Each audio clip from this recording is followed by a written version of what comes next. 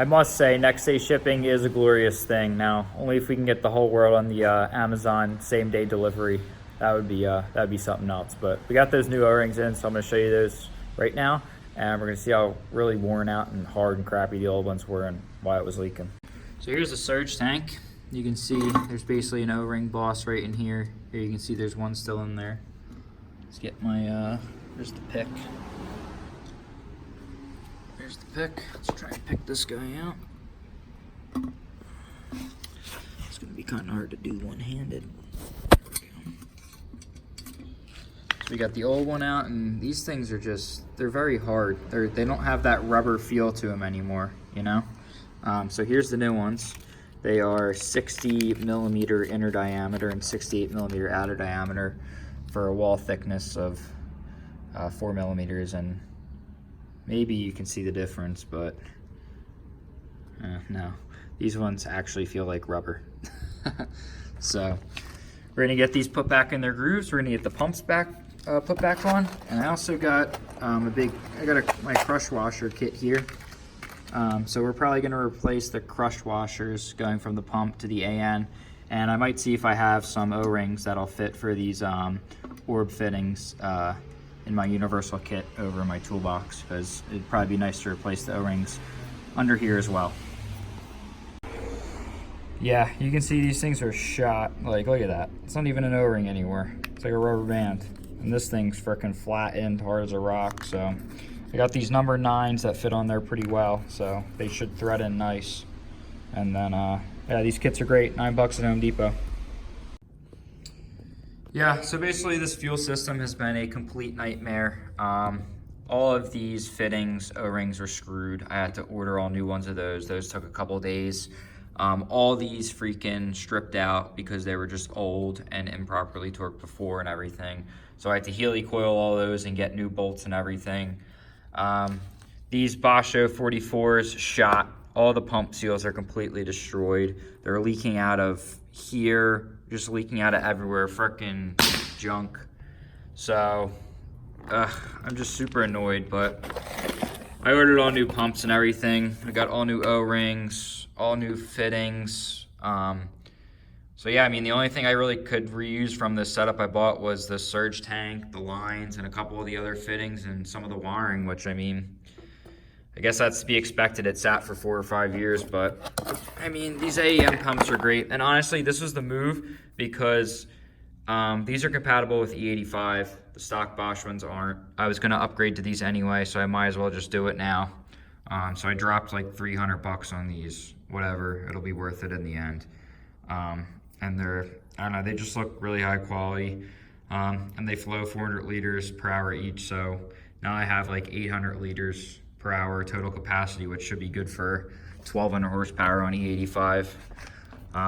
So I'm gonna get the fittings on there, pull these, the ones it came with off of, get the O-rings on in the tank, and then pressure test everything and hopefully get it back in the car and finish priming the fuel and everything, and I'll keep you guys updated on how that's going.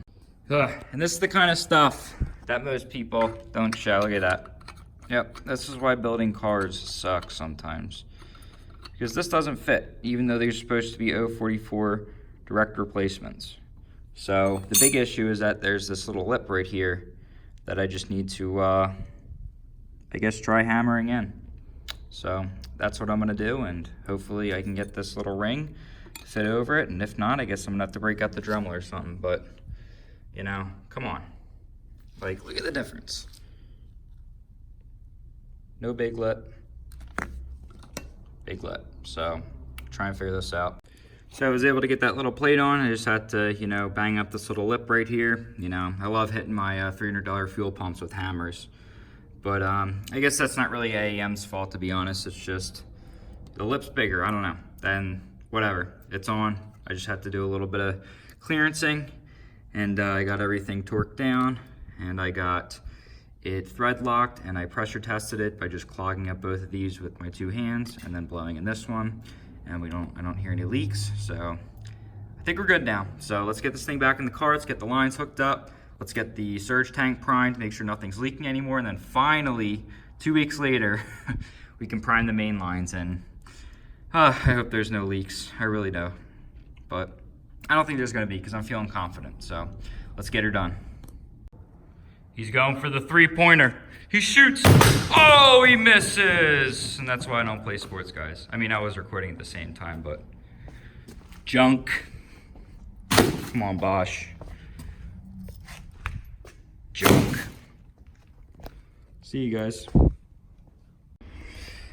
Oh, I got things working pretty well. So let's kick on the fuel pumps. These are all 3 fuel pumps. No leaks. Still sounds like there's some air that's getting worked out. And, got pressure up here, and it sounds pretty good, so pretty excited. So I got the car started with the new fuel system, and there's no fuel leaks, but look at this. This heater core is only, I don't know, 4 years old maybe.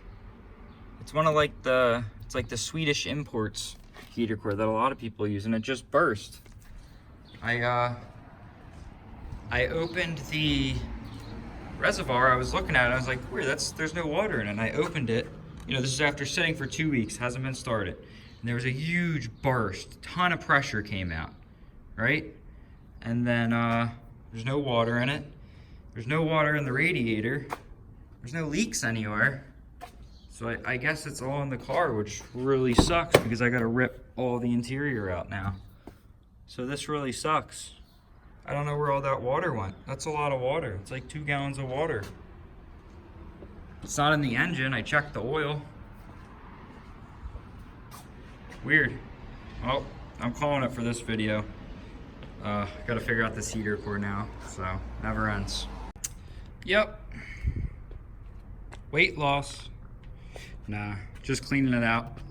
I got the heater core out, and you can see it's like busted here and busted here. It's just rusted out. The car's been sitting so long without like coolant going through it, and really I've just been putting water through it because I never had it running long enough to put actual coolant in it. And I think what happened is the dart and sleeves, the coolant would always turn brown, and so I think the dart and sleeves just rotted this thing out. But I mean, it is the Swedish car parts version, the $40 eBay one that everyone swears by.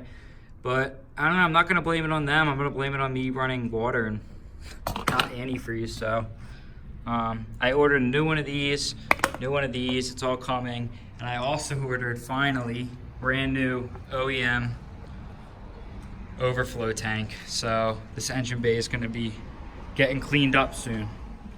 But yeah, I'm gonna leave all the carpets out and everything. I got to peek through my window here into the office. And my uncle's gonna let me use his shampooing machine, and I'm gonna shampoo him because, just take a look at them real quick. Dirty. They're really dirty. Ugh, gross. 20-year-old carpets, yuck. No, well, yeah, they're gross, but.